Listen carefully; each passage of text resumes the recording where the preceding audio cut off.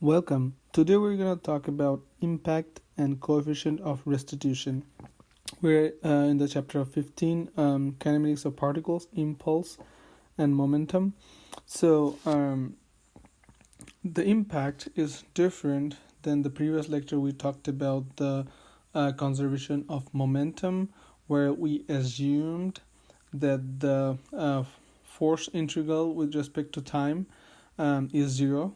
So there is no impulse acting when the two bodies collide together. But in this case, for impact, there has to be an impulse, a large change and large impulsive force. So the time integral f dt will not be zero, and there will be a huge effect of that impulse on the body that is colliding.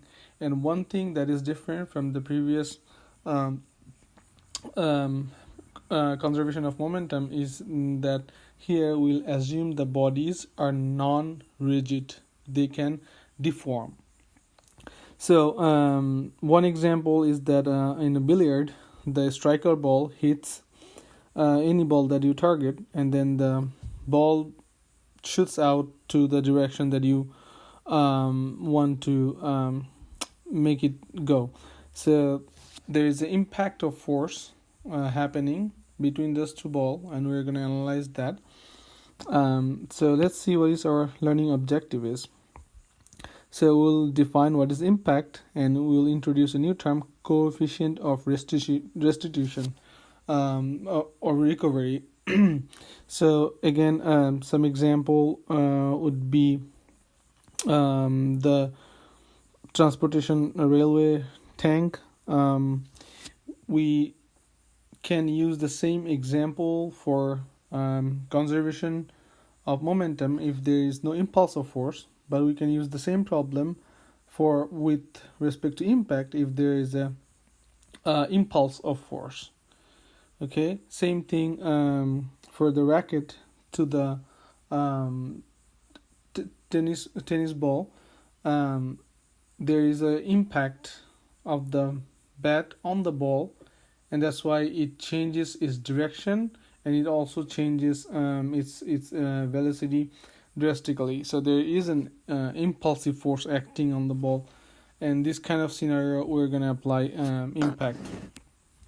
So first we're going to define a lot of terms that we need to use for impact. So let's start with the idea of two particles colliding. So if I have a particle here and I have another particle that is being moving, okay, they are moving towards each other.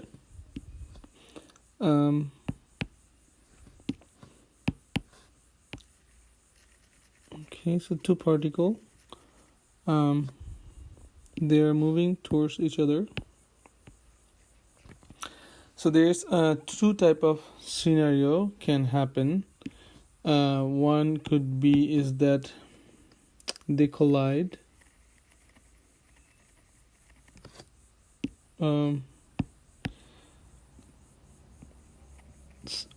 Along their mass center, and or they can be traveling in any direction. We will put the direction as a variable. So we're going to talk about that in a while. So two particles, they are moving towards each other so that they will collide. There's two type of scenario can happen. That's what we're going to talk about. For example, the particle, this is A and this is B.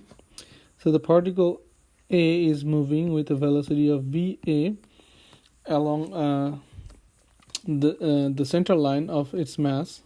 So if this is, okay, let me use a different color. If this is the center of the mass of particle A, and this is the center of mass or mass center of particle B, right? And the particle B is also moving each other. So we have to define some terms here. If we draw a line that goes through the mass center, the two red dot point, so there will be only one straight line, because there could not be any straight line that goes through this direction or that direction that can touch both of the mass center. There can be only one line. So if we say that the purple line here, so if the line goes through to the two mass center of those two particles that's being collide, we call it line of impact. So line of impact. This one thing we have to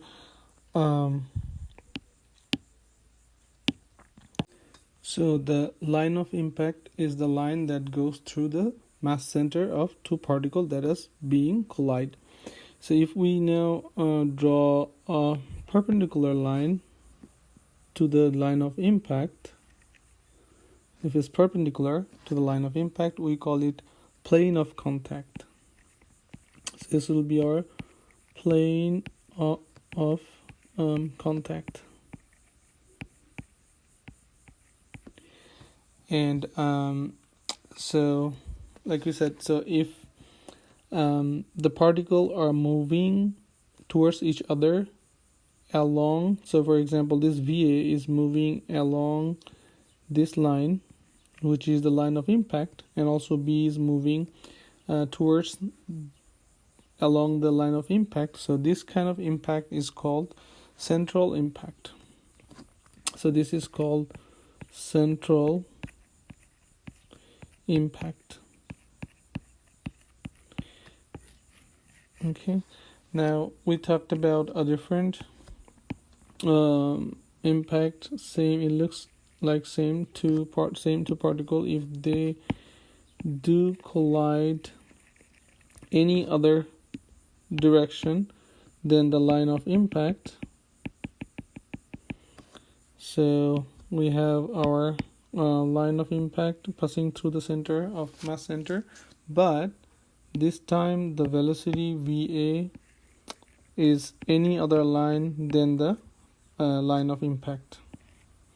So VA and VB, where this is particle B and this is particle A, and it can be any angle, so we define that as a variable angle theta. So if they collide any other angle, any angle other than along the line of impact, we call it oblique impact.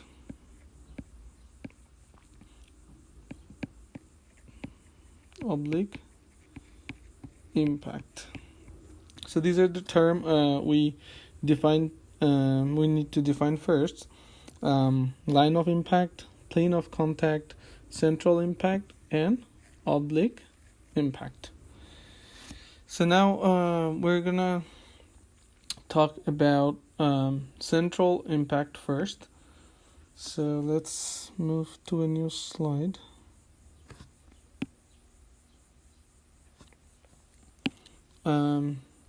Central impact.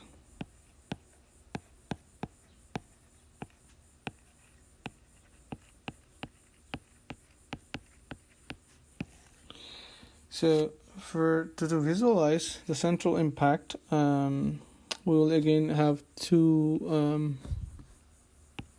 particle. One could be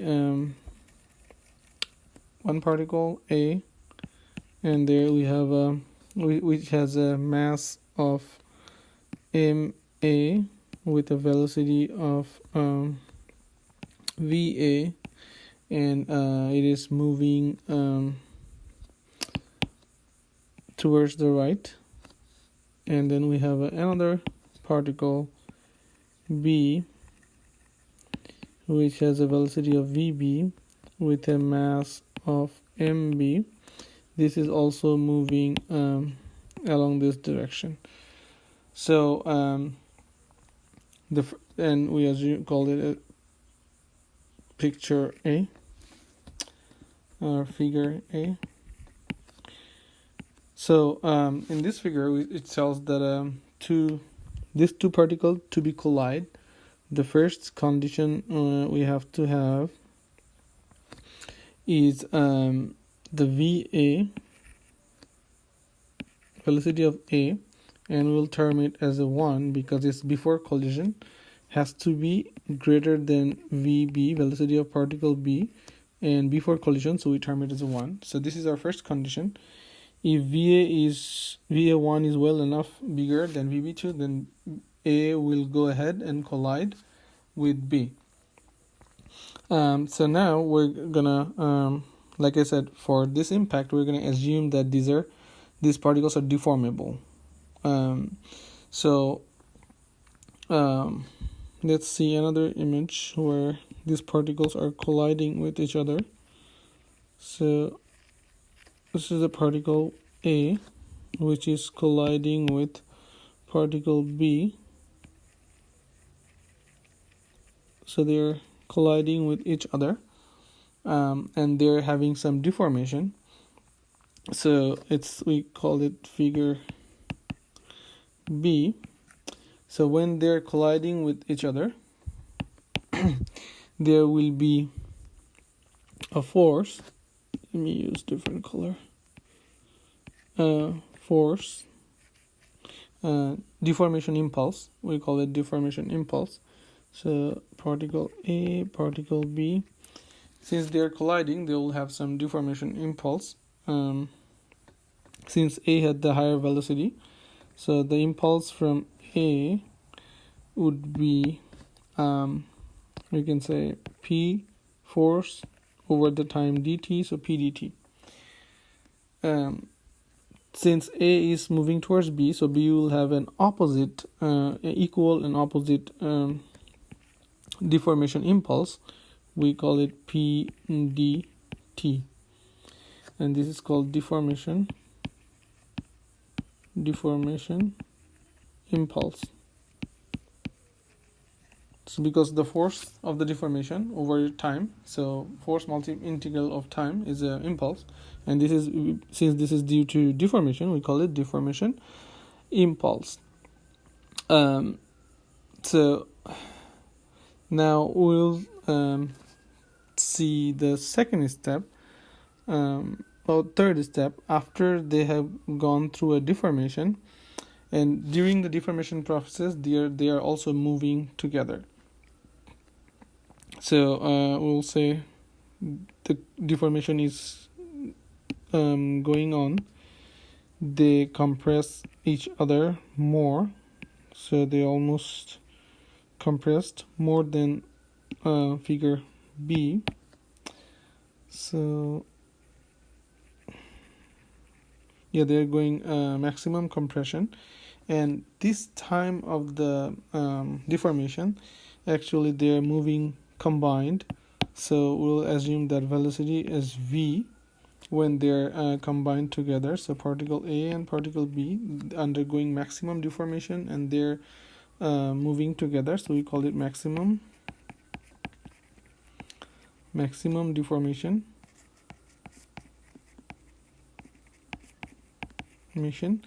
and they're moving together. So what we assume here is that only at this instant of maximum deformation we will assume both bodies moving with a one velocity v, and since there is no relative motion with respect to each other because they are combined together.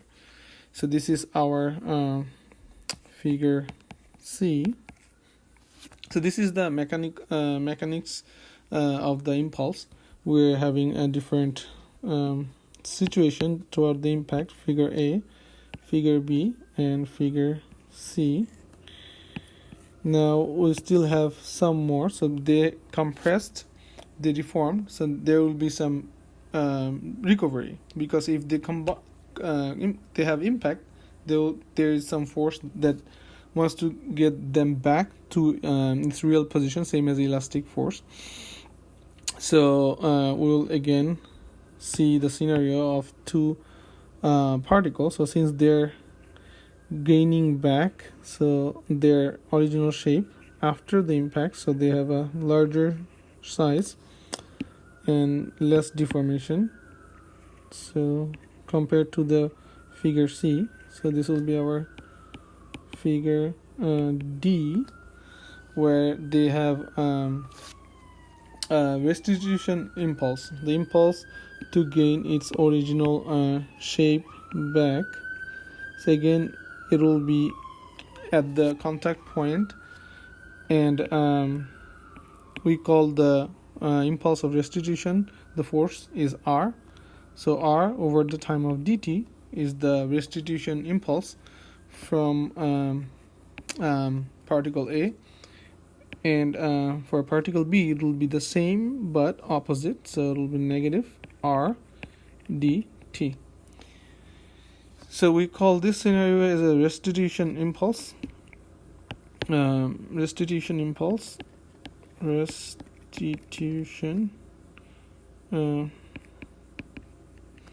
impulse. So now we have one more scenario to consider. After they have a maximum compression, now they want to get back. There is some restitution impulse. After that, they will separate. So let's draw that. So this is after collision, the particle A and particle B, they're again moving in a direction, could be same direction or no, but with a, of course, different velocity. So we'll say VB, and since it's after collision, we'll mark it as a VB2, and the weight is MB, the mass is MB. Same for MA with a new velocity VA2 and moving in the same direction. The condition from figure A to figure, we call it figure E, is that now VB2 will be greater than VA2. So compare this one with the first condition here.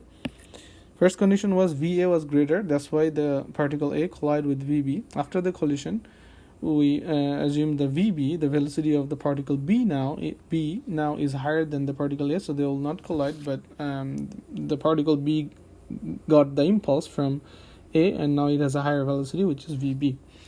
And we term it as a figure E, and this is this scenario is for after impact. So this is the scenario from figure A, B, C, D, E. We have to consider when we apply the central impact system. So now we're gonna talk about how we can connect this concept of central impact to the concept that we have discussed in previous slide, previous lecture of conservation of linear momentum for a system of particles. So let's go to a new slide. So the figure that we had figure A and E.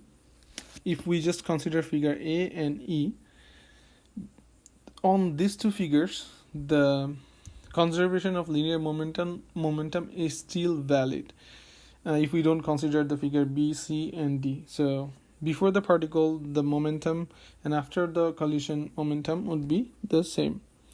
So we can still apply that concept when we only consider our figure A and figure E. So figure A and B, E, we will still have MA VA1 plus MB VB1 equals to our MA VA2 plus MB VB2. So this tells us that we can still use the conservation of momentum equation for impact while considering only figure A and E. Now, for the other figure that we have for impact, for example, figure for particle A, figure A, B, and C. So figure A, B, and C. What is happening, for example, any particle A? So at figure A, the particle MA has a velocity of VA1, and there was some deformation impulse, right? So P dt, which is against the direction of the force. That's why we put it P dt as negative, because the particle was moving on the right.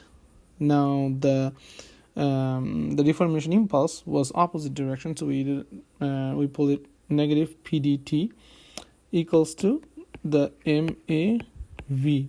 So MAV is when it's in the figure C, when there is a maximum deformation happening, and the both particle was together, and then they are moving at a constant velocity v. So this is one equation, and this is for the figure when we consider figure A, B, and C together. Now for the last three scenario, if we consider the figure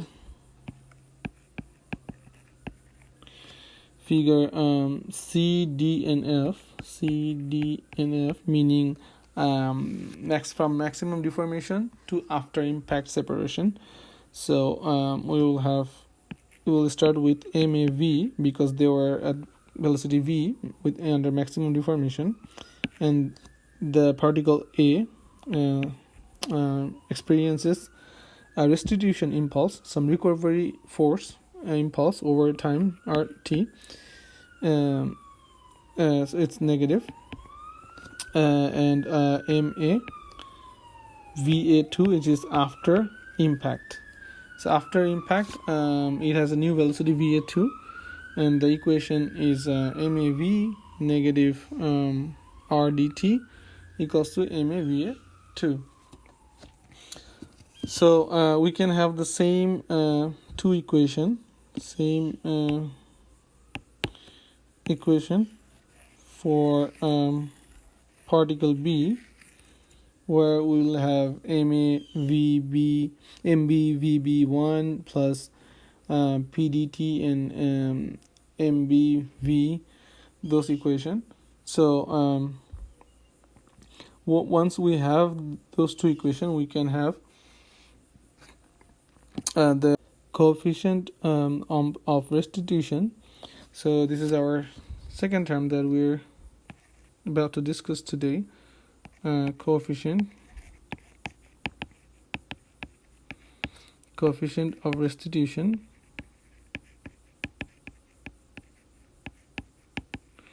So this is our term. So coefficient of restitution is just the ratio of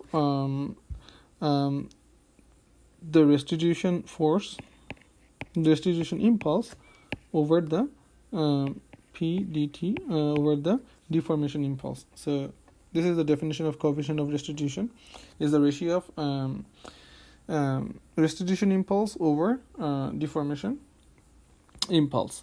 So we will have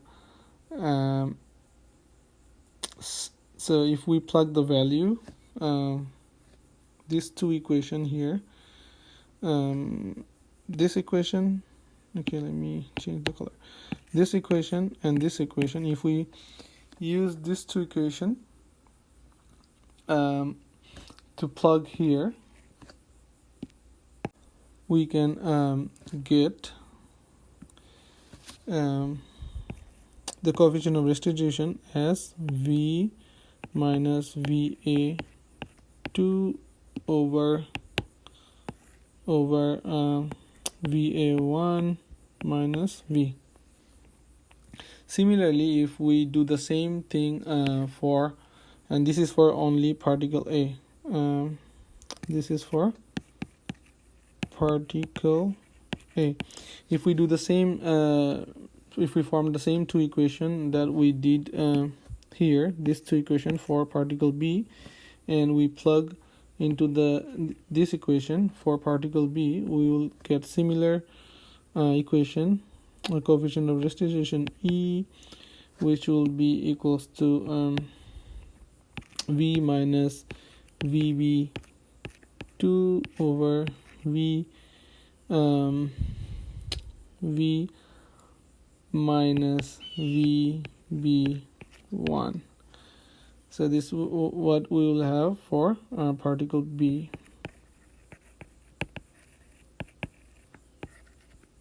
If you really need to see how the derivation occurs, I mean, just kind of plugging those equations to the definition of E.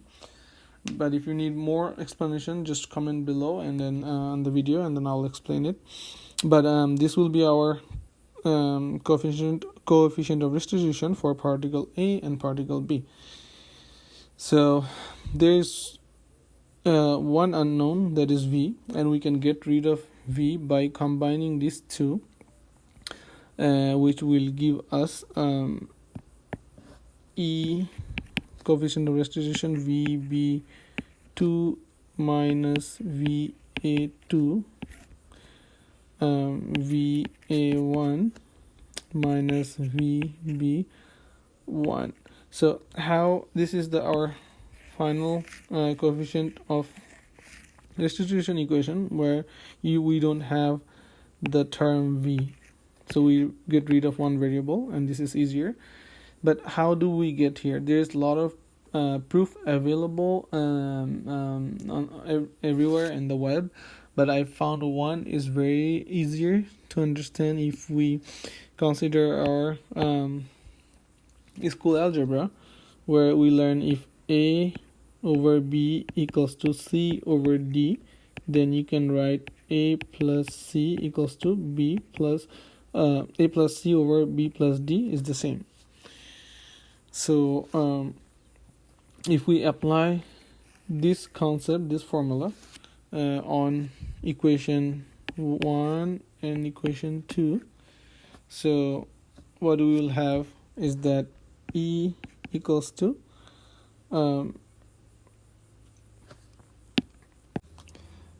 I did a typo here.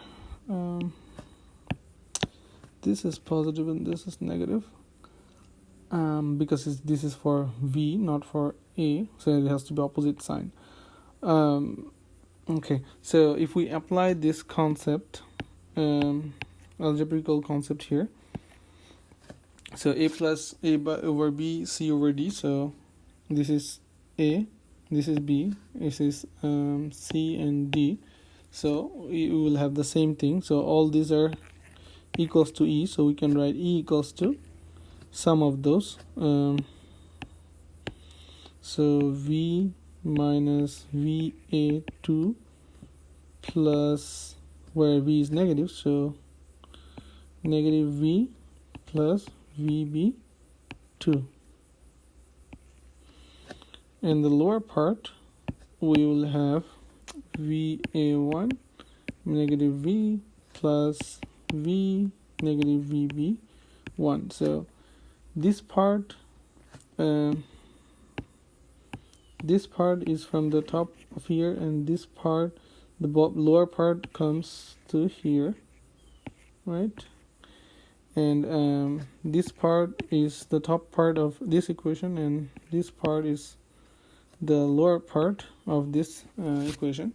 So if we do the simple math, V cancel out, this cancel out, and this V cancel out, and we'll be left with this equation. This is the proof of coefficient of restitution definition.